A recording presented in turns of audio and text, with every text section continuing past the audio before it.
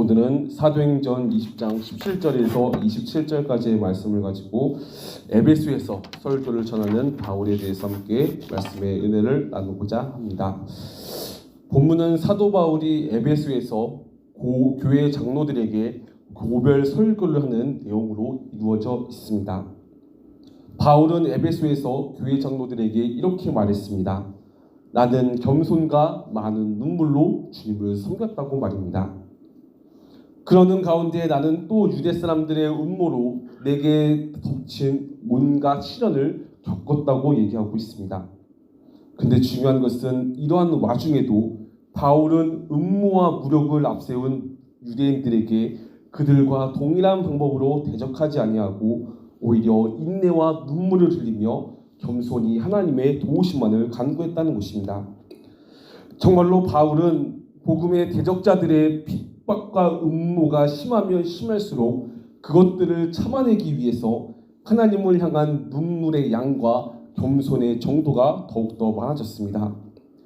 근데 이러한 바울의 삶은 오늘날 적은 손해만 입어도 그 가해자를 용서하지 않으려 하고 있고 자신의 문제를 하나님께 겸손히 아뢰이며 눈물로 간구하기보다는 자신의 힘으로만 해결하려고 발버둥치는 우리들에게 있어서 신앙의 기감이 됩니다.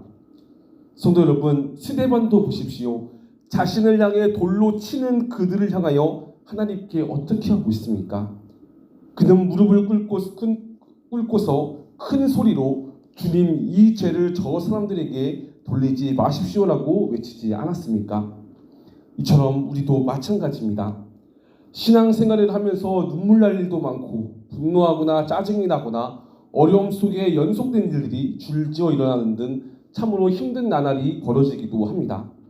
그러나 그 가운데서도 우리는 바울처럼 겸손과 눈물로써 주님께 도움을 구하며 살아가야 할 것입니다. 특히나 주님 앞에서 흘리는 눈물의 간구는 비록 현실의 참혹함과 아픔이 그의 온 삶을 덮을지라도 그 가운데서 유일하게 위로를 받을 수 있는 방법이 되기 때문입니다. 그러므로 우리 또한 바울처럼 그리고 예수님처럼 힘들면 힘들수록 겸손히 주님 앞에서 많은 눈물로써 하나님께 기도하며 삶을 살아내는 우리 모두가 되시기를 소망합니다. 정말로 많은 눈물이라고 해서 억지로 눈물을 짜낼 필요는 없습니다. 많은 눈물을 흘렸다는 의미가 무엇입니까? 그것은 인생의 유일한 의지의 대상이 하나님이었던 것과 하나님을 향한 절실한 의지와 마음을 품고 하나님께 기도했다는 것을 의미합니다. 그러기에 우리도 그러한 심정을 가지고 간절히 하나님께 나아가 보십시오. 하나님의 위로가 저와 여러분들 가운데 함께 하실 것입니다. 정말로 많은 목회자들이 많은 눈물의 기도로서 교회를 세워나가는 것을 볼 수가 있습니다. 근데 그들이 흘린 눈물의 기도가 무엇 때문이었습니까? 다른 것이 아니었습니다. 바로 사람들 때문이었습니다. 예수님을 믿지 않는 사람들과 예수님을 믿는 사람들의 연약함 때문에 많은 목회자들이 하나님께 무릎 꿇어 눈물을 흘리며 기도했다는 것이죠. 이는 마치 오늘 본문의 바울이 전도 여행 중에 유대 사람들의 온갖 음모와 그런 음모로 인한 온갖 시련을 겪었던 것처럼 많은 목회자들이 사람들로 인하여 힘듦과 어려움을 겪는다는 것입니다. 근데 중요한 것은 목회자들뿐만이 아닙니다. 성도들 역시도 마찬가지입니다. 성도들도 같은 성도들 때문에 혹은 목회자들 때문에 어려움을 겪으며 아파하기도 합니다. 뿐만 아니라 우리 성도들도 사람들 때문에 힘들어하고 너무나 어려워하고 아픔을 겪기도 한다는 것이죠. 하지만 그러나 그럴수록 그 가운데서 우리는 어떻게 해야겠습니까? 하나님께 기도하여야 한다는 것입니다. 정말로 간절히 주님을 묵상하며 주님을 향하여 기도해야 한다는 것이죠. 이는 사람들에게 위로를 받고 공감을 받으려 하는 것이 아니라 또한 다양한 방법으로 자신이 겪고 있는 스트레스를 푸는 것이 아니라 정말로 나의 산 소망이 되시는 하나님을 향하여 절실히 기도하며 그 가운데서 살아계신 주 나의 하나님으로부터 위로와 격려를 받고 살아가야 한다는 것입니다. 그리고 그 가운데 우리는 다시금 우리에게 주어지는 바를 감당할 수 있는 힘을 하나님께로부터 공급을 받게 됩니다. 이는 결국 신앙생활의 회복은 다른 사람들이나 각종 우리가 푸는 스트레스 방법으로 인하여 이루어지는 것이 아니라 오직 하나님을 향하여 나아갈 때 그 신앙의 회복은 다시 일어나게 되는 것이고, 회복의 역사 가운데 주어진 그리고 자신에게 맡겨진 일들을 능히 감당할 수 있는 힘을 하나님께로부터 공급받는다는 것이지, 공급을 받을 수 있다는 것입니다. 따라서 우리는 이러한 것들을 기억하면서 우리 모두 주님만이 나의 전부이며 주님만이 나의 유일한 위로자요 주님만이 나의 유일한 소망임을 인정하며 주님께 기도하며 나아가는 그러한 신앙생활을 해가는 우리 모두가 되었으면 좋겠습니다. 계속해서 20절을 보도록 하겠습니다. 20절에 바울은 계속해서 장로들에게 이렇게 설교를 하고 있습니다. 나는 유익 또한 유익한 것이면 빼놓지 않고 여러분에게 전하고 공중 앞에서나 각 집에서나 여러분들을 가르쳤다고 말입니다. 여기서 유익한 것이란 무엇입니까? 바로 영혼의 평안을 주는 생명의 말씀인 복음과 성도들로서 올바른 삶에 대한 권면을 의미하고 있습니다. 근데 이러한 바울의 이 권면은 복음의 대적자들이 꾸민 음모와는 달리 간사와 부정, 괴계가 없으며 아첨의 말이나 탐심의 탈을 쓰지 않은 진실된 것이었습니다. 이처럼 바울의 복음 증거나 권면하는 자세가 진실할 수밖에 없었던 이유는 바울은 사람을 기쁘게 하지 않고 오직 인간의 마음을 감찰하시는 하나님만을 기쁘시게 하려고 했던 그의 신앙의 자세 때문이었습니다. 그렇습니다. 우리가 세상을 살아가면서 남을 속이고 여러 가지 일로 인해 고민과 갈등에 빠지는 것은 우리의 시선이 하나님을 향해 있지 않고 사람과 세상을 향해 있기 때문입니다. 그러기에 우리는 우리의 시선과 마음이 하나님을 향하도록 매일같이 연습하여서 그 분량이 점점 많아지게 하는 것이 우리의 과제임을 기억해야 할 것입니다. 그러면서 우리의 시선과 마음을 하나님을 향해 늘 있도록 기도하며 진실되게 살아가는 우리 모두가 되었으면 좋겠습니다. 계속해서 21절을 보도록 합니다. 바울은 유대 사람들에게나 그리스 사람에게나 똑같이 회개하고 하나님께 돌아올 것을, 주 예수를 믿을 것을 엄숙히 증언하였다고 하고 있습니다.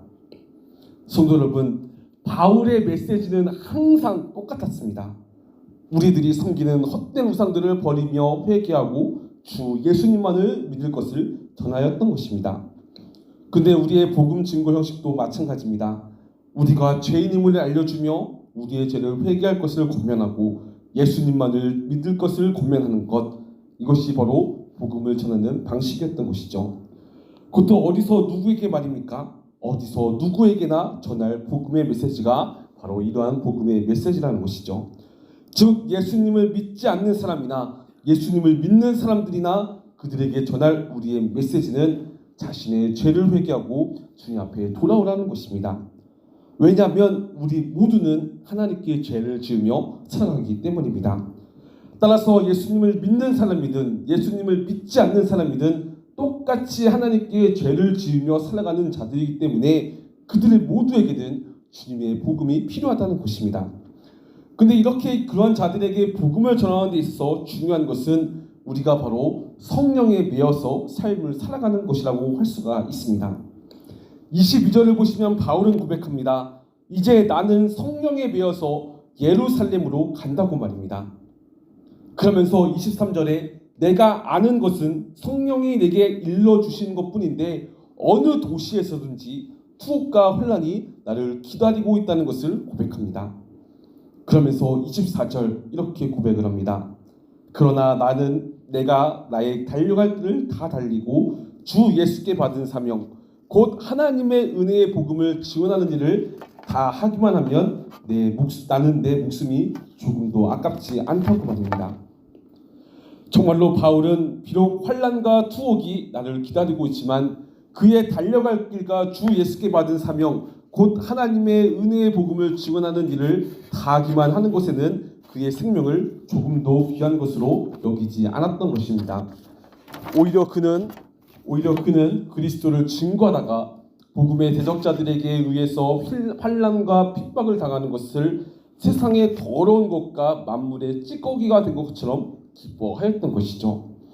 왜냐하면 바울에게 있어서 자신의 육체는 고통과 역경을 당하게 되지만 복음은 묶이지 않고 증거되는 것이 많은 사람들을 그리스도께 돌아오게 하기 때문이었습니다. 이와 같이 언제나 바울의 주된 관심사는 자신의 육체의 평안함이 아니라 복음의 확산과 진보였으며 살든지 죽든지 그의 몸에서 예수 그리스도가 존귀케 되는 것이었습니다. 그래서 그는 자신에게 비록 유익한 것이라 할지라도 그리스도를 위해서라면 모든 것을 다 해로 여겼고 배설물로 간주하였습니다.